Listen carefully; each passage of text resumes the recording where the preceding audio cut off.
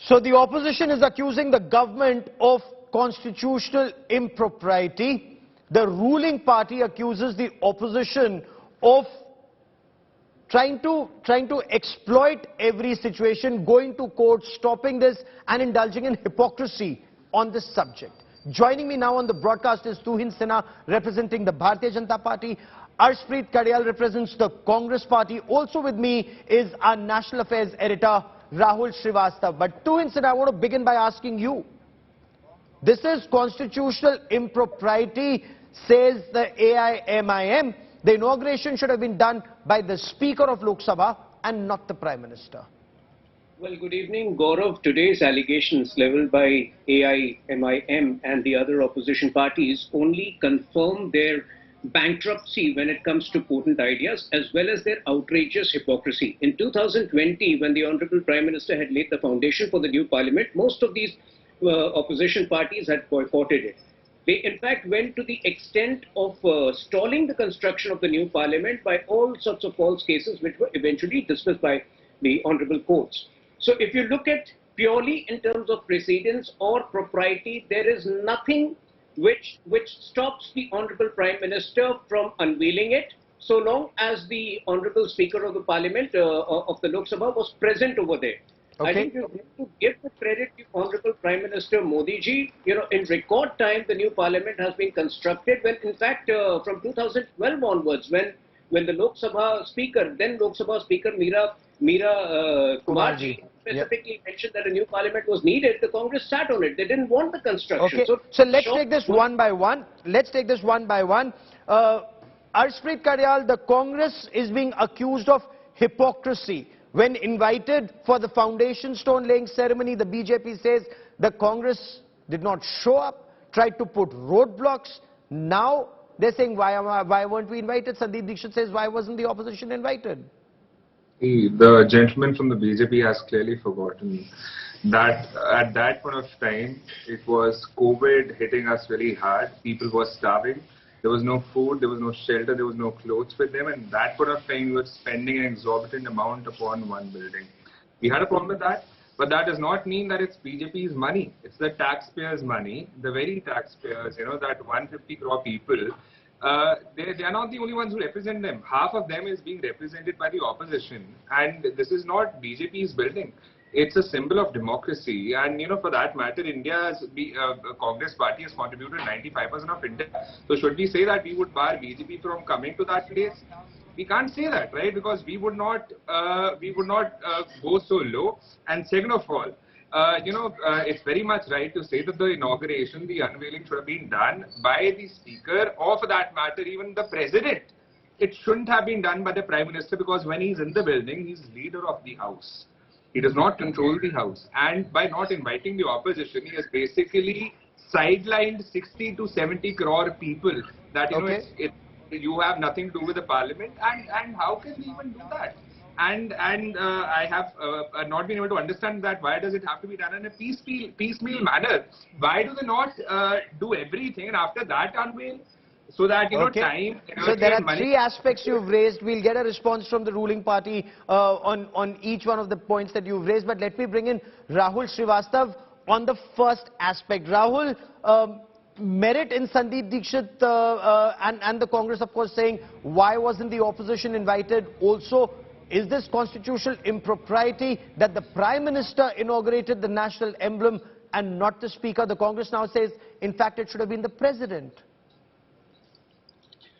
Gaurav, let's take it point by point. Invitation to opposition leaders. If you recall the 10th December 2020 foundation stone laying ceremony by the Prime Minister of the new building of Parliament, it was boycotted by Congress and several opposition parties.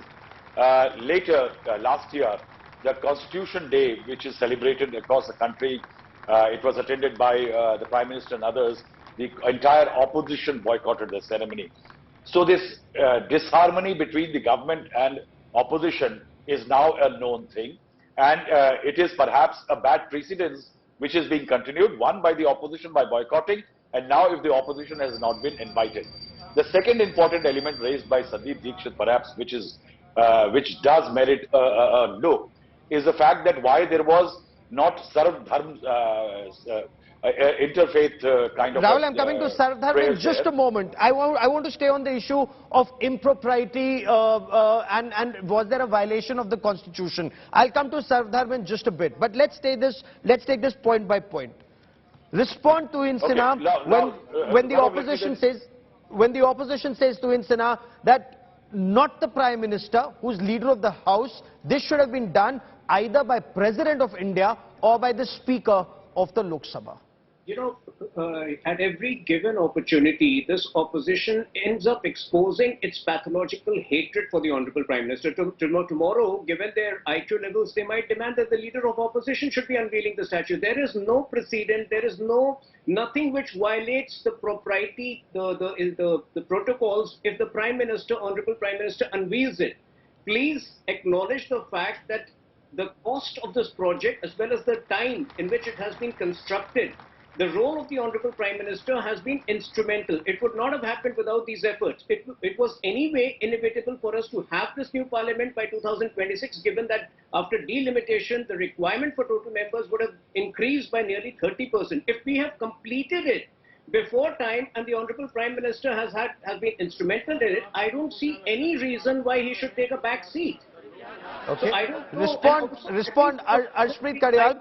Just one second. The opposition I feel that Andolan GVs have a problem with the was Nehruji, I think the BJP has clearly forgotten the fact. You're calling the opposition Andolan GVs GVs as the ruling party spokesperson, so you're calling the Congress or the opposition Andolan GVs. Arshpreet Karyal, respond to this. Two points being raised by the ruling party, and the fact that, one, the boycott during foundation stone laying ceremony, you're saying that was COVID, going to court, the kind of prices that were quoted for the Prime Minister's palace, as was said, which is not, as facts were bearing it out later, the Prime Minister's house is not a part of this phase of the project, it's the building and the central vista. So was the opposition being, one, economical with the truth? Two, if you are representing that part of the population, are you not being unfair to them by, one, not attending the foundation stone laying ceremony, two, not being there on Constitution Day, sir? See, the BJP has clearly failed to understand one thing, that there are times when you have to prioritize. If people are dying, you cannot be focusing upon a building. You have to focus upon all those people. When there were lakhs and crores of people suffering, we understand your priorities are different. You are prioritizing yourself over people. It's not really your fault. You don't understand otherwise. And second of all, it was Nehru ji that had chosen Ashoka, the symbol. So do we say that BJP shouldn't have hosted it in the first place? Should we say that the BJP does not have any right to be a part of the, to even come into the parliament because it was us who had bought in democracy for India? So these kind of arguments can only come through the BJP party because that is how they think, but we don't think that way. We think India and the parliament belongs to the people of India, 150 crore people, not alone to the BJP. And second of all, you take an example of anywhere in the world, all the parliaments, whenever they are inaugurated, whenever there is an unveiling that is happening, all the opposition, all the government, everybody is invited. No, but when, the point that is being raised, Arshpreet, the point that is being raised is when invited, you don't show up. See, I have already told you that back in the day, the priorities were different. People were suffering. We couldn't have chosen a building over all. Constitution Day, Rahul Srivastava. May I just conclude, Rahul? So second point is that you take an example of India also.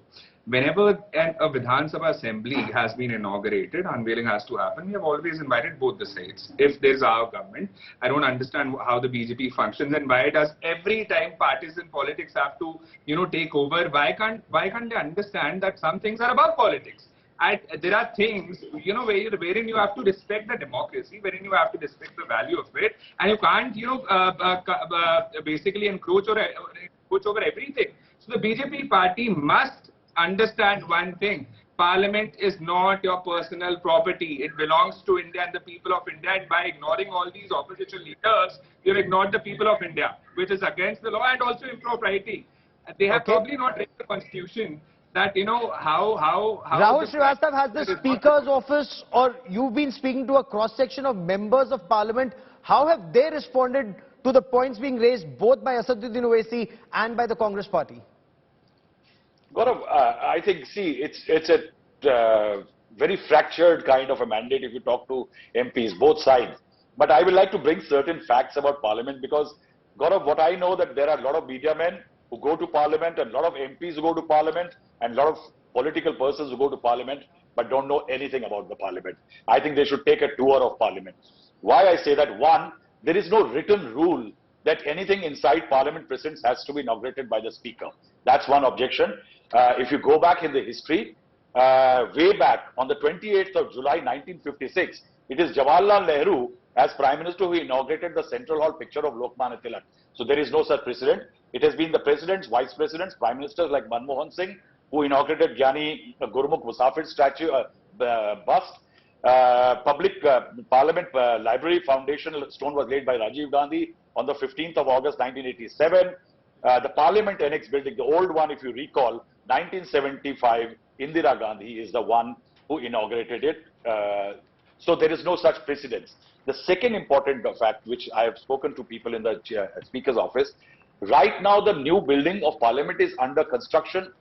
Till the Parliament building, the Speaker is the boss of the Presidents of Parliament. But till the building is not handed over to him by the government, right now it is under the Urban Development Ministry, and that is why the Prime Minister, as the boss of the Urban Development Ministry, as the Prime Minister, has a right to inaugurate or unveil several elements. Otherwise, Gaurav, there is no fixed rule. Yes, it is a precedence where the Speaker gets a precedence over Prime Ministers and the Presidents in the House, but the fact remains that there is no written rule. And if there is a rule, then there are Jawaharlal Nehru, Indira Gandhi, Rajiv Gandhi, Atal Bihari Vajpayee, and every other Prime Minister is a violator. Okay. And Arshpreet, you must respond to that. But before that, there's breaking news coming in. There's breaking news coming in now. It's the Trinamool Congress that has hit out at the BJP over the unveiling of the National Emblem on top of the new Parliament building. The Trinamool Congress has said the weight of the emblem, which is 9,500 kilograms, is less than the weight of the arrogance of the BJP government. TMC MP Shantanu Sen also calls it killing of federalism. The opposition very, very clearly, Tuhin Sinha, is not very happy at not being invited and says this is not only killing federalism, it is also the arrogance of the BJP government that your government chose to do it only with the Prime Minister, the Speaker of Lok Sabha and the Minister Hardeep Puri, PWD Minister Hardeep Puri being there, Urban Development Minister Hardeep Puri being there. Well, you know, Gaurav, I'm so glad Rahul Srivastava ji has answered these allegations so succinctly. There are incidences where in the past Prime Minister Nehru, Prime Minister Indira Gandhi and also Atal ji have inaugurated buildings within the Parliament. In this particular case, the Parliament is not yet ready. Please understand, it would be officially, the official authority would be handed over to the Lok Sabha Speaker once it is ready. So all these allegations make no sense. And I just heard the Congress spokesperson, he's talking about COVID. Because of COVID, they did not attend. What sort of reasoning is that? It is because did the construction activity of NHAI stop during COVID? In fact, we recorded record construction of over 35 kilometers per day during COVID. That's a history. Did India's growth, economic growth stop during COVID? We continue to be the largest growing economy during COVID. So I think they should have supported construction activity, if not anything else, by turning up for the inauguration in November 2020. But they had other plans. They wanted to stall it through the courts, which they failed miserably. Okay. Respond. May I? Yes, sir. Please, on both the aspects, inauguration by Indira Gandhi, by late Indira Gandhi, by late Rajiv Gandhi, by Atal Bihari Vajpayee, all of that, all these points being raised. Also the point, it's a huge charge being leveled by the ruling party that says the Congress wants to stall the development through either courts or such politics. Number one, the gentleman from the BJP has again, forgotten the fact. He's saying that India was really prospering when the COVID time had really hit us bad. He has forgotten that there were dead bodies found in Ganga. He has forgotten that the death rate was too high, and there were people, dying at the rate of 10,000, 25,000 a day. And at that point of time, we wanted to focus on a building than those people. They were in need of money, and that's why they were traveling on foot for thousands of kilometers, carrying their babies in their hand. And so many of them even succumbed on that way. So I think the BJP really needs to get their priorities right. Number two, the parliament is not yet ready, like the gentleman from the BJP suggested. Then why do you have to unveil it? Why do you not wait for all of it to happen in one go? Why does it have to happen in fractions and pieces just because you want to fetch brownie points, just because you want to be in the media, you want to get some headlines? That's why you do it in a piecemeal fashion. Now, number third, the occasion, should have been a celebration of democracy, not celebration for some dictatorship. We are known to be the world's largest democracy. And what is democracy all about? It's for people, by people, of people.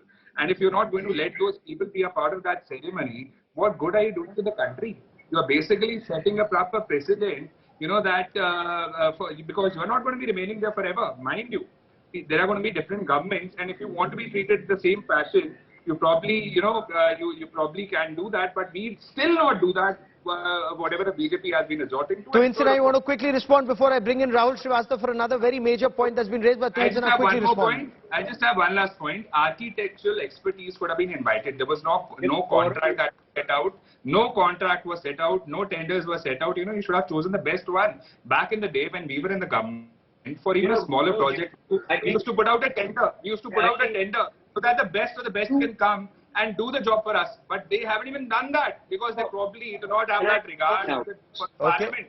Probably do not have that regard for the democracy. Tuinsana wants to respond. Tuinsana, quickly respond before I bring in Rahul Srivastava. Let me quickly respond to both the questions. When it comes to the exaggerated COVID death figures, I think, you have covered COVID deaths extensively. You can explain to the Congress gentlemen that the deaths per millions and the cases per million of COVID cases in India continue to be the lowest in the world, which they cannot fathom, which they cannot understand. Number two, the question, why is the inauguration happening now? Please understand that the Honorable Prime Minister has put the laborers, has put the construction, the people who are involved in the construction at the forefront. Every opportunity is utilized to honor the Shramjeevis, the laborers who are involved with the construction. Do you have a problem with that? Precisely this reasoning explains you have a problem with that. Okay. Rahul Srivastava, there's another point that is being raised about a secular democracy, pluralism, and the puja. Bring us details, Rahul. Yes, Gaurav, there is a bit of a question mark over the two facts. One, whether invites were sent to all opposition, because the opposition is intrinsic part of a parliament and a democracy. And this is a building for democracy, which should not be seen in brick and mortar, but it should be seen in the spirit of the building. And in that, the opposition is perhaps as critical a component of the parliament. So whether invites were sent out is a question mark. The second is that the interfaith prayers which were held last time around on the 10th of December 2020 when the foundation stone was laid, this seems to be this time a single faith kind of a ceremony. That was it an omission? Was it, what were the reasons? The government is yet to explain. But the fact is that question marks will be raised, that whenever there is an event of this caliber, be it paying homage to a departed senior leader, we have interfaith prayers. We do not, or ceremonies. We don't have single. And I think that's one point where the opposition does need answers from the government. Okay. Ashpreet, before I bring in Tuinsana, closing comments, sir. Is this a point that's also being raised by the Congress party, that why only a Hindu ceremony, as some have argued, when we are a secular democracy, and where is pluralism being reflected here? Definitely. See, in the parliament, we have people coming from all regions, all communities. Therefore, why do we not honor them all? Because all of them, every single one of them contributes to the democracy that we live in today. And we are known for secularism. I don't know what the BJP believes in, but we definitely believe in secularism and honoring everybody. And second of all, the BJP party hasn't admitted to the fact that they did not even send an invite in the first place. And, the BJP party is saying that back in the day you did not attend it because your priorities were people and not the building. Nevertheless, that was our decision. Your decision as the government should have been to send an invite at least. that would have been a secondary thing if you would have come on. Tuvin Sinha, last 30 seconds on the show, sir. One, did an invite go out to opposition? If not, why not? Also respond to some saying, some arguing, why wasn't there a Sarv Dharm Sabha organized? Parliament belongs to all Indians, all religions. Well, you know, the Supreme Court has clearly ruled that Hinduism is a way of life. So, you know, I believe that if other religion prayers did not happen this time, it could have purely been because of paucity of time. But I don't think we need to be apologetic about a culturally Hindu ceremony. I don't think we need to be apologetic about it at all. Secondly, I think it's a historic moment for the country. This parliament, when it is ready, will not only be technologically among the most savviest in the world, will also be an architectural marvel. I think the Congress needs to grow above, you know, petty excuses to keep alleging things upon the Prime Minister which he's not guilty of, and let's join the celebration. Okay. Just one thing. On one hand, last 30 seconds. Since you've raised a point about Congress being petty, sir, Ashpreet, please respond, sir. Right. See, on one hand, the gentleman said that there was a paucity of time. That's why we could not do all sorts of pujas and parts. But on the other hand, the BJP government has been doing unveiling and inaugurations in piecemeal, in fractions and in bits. If there really would have been a paucity of time, you would have done it all in one go, not in different goes. So here is the hypocrisy of the BJP right in front of everybody, caught red-handed. That's all. I also said we don't need to be apologetic. I think it's done. I think everybody has seen and heard what there had to be, and everybody has. Clearly, this will escalate in the days and weeks ahead, and Rahul Srivastava and our entire team will get you more on the story. But for the moment, many thanks for joining me on this 5 Live special.